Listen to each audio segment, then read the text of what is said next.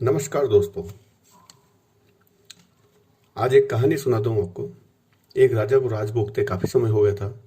बाल भी सफेद होने लगे थे। एक दिन उसने अपने दरबार में उत्सव रखा और गुरुदेव एवं मित्र देश के राजाओं को भी सादर आमंत्रित किया। उत्सव को रोचक बनाने के लिए राज्य की सुप्रसिद्ध नर्तकी को भी बुलाया गया। राजा ने कुछ स्वर्ण मुद्राएं अपने गुरुजी को भी दी ताकि नर्तकी के अच्छे नृत्य व गीत पर उसे कुछ पुरस्कृत कर सके।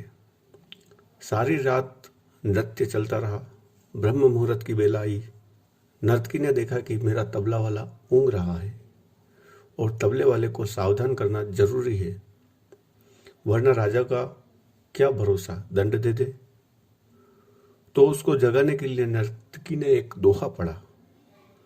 बहु बीती थोड़ी रही, पल पल गई बिताई, एक पल के कारणे ना कलंक लग जाए। अब इस दोहे का अलग अलग व्यक्तियों ने अपने अनुरूप अर्थ निकाला।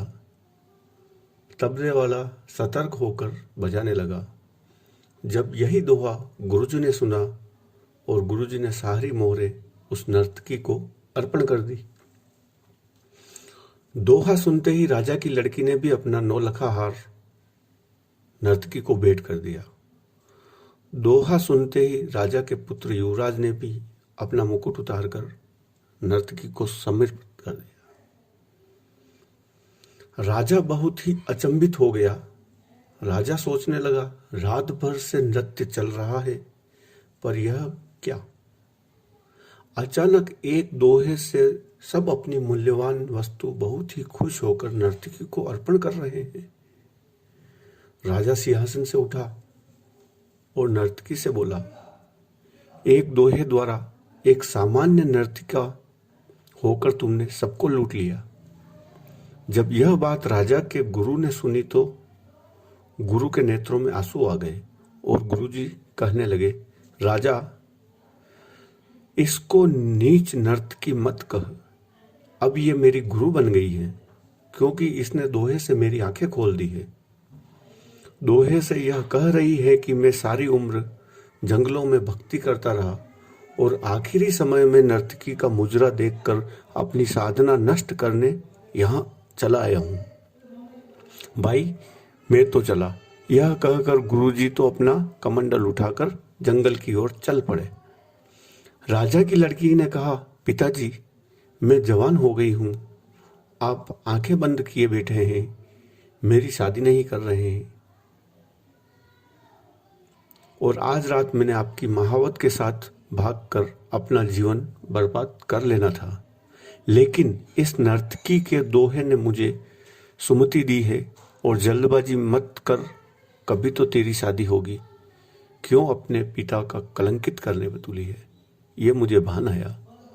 युवराज ने कहा, पिताजी, आप रद्द हो चले हैं, फिर भी मुझे राज नहीं दे रहे थे। मैंने आज रात ही आपको सिपाहियों के साथ मिलकर आपका कत्ल कर देना था, लेकिन इस नर्तकी के दोहे ने समझाया कि पगले, आज नहीं तो कल आखिर राज तो तुझे ही मिलना है। क्यों अपने पिता के खून का कलंक अपने सिर पर लेता है? धैर्य रख। जब ये बातें राजा ने सुनी तो राजा को भी आत्मज्ञान हो गया। राजा के मन में वैराग्य आ गया। राजा ने तुरंत फैसला लिया, क्यों न मैं भी अभी युवराज का राज तिलक कर दूं। फिर क्या था, उसी समय राजा ने युवराज का राज तिलक किया और अपनी पुत्री को कहा, पुत्री, दरबार में एक से एक राजकुमार आए हुए हैं, तुम अपनी इच्छा से किसी भी राजकुमार के गले में वरमाला डालकर पति के रूप में चुन सकती हो। राजकुमारी ने ऐसा ही किया और राजा सब त्याग कर जंगल की ओर चल दिया। यह सब देखकर नर्तकी ने सोचा, मेरे एक दोहे से इतने लोग सुधर गए, लेकिन मैं क्यों नहीं सुधर पाई। उसी समय नर्तकी में भी वैराग्य आ गया और उसने उसी समय निर्णय लिया, आज से मैं भी अपना बुरा नृत्य बंद करती हूँ, और कहा कि हे प्रभु, मेरे पापों से मुझे क्षमा करना। बस आज से ही मैं तेरे लिए तेरा नाम का सुमिरन करूंगी। बहुत बीती थोड़ी रही, पल पल गई बिताए, एक पल के कारणे ना कलंक लग जाए। पसंद आई तो लाइक, शेयर और चैनल सब्सक्राइब करें। धन्यवाद।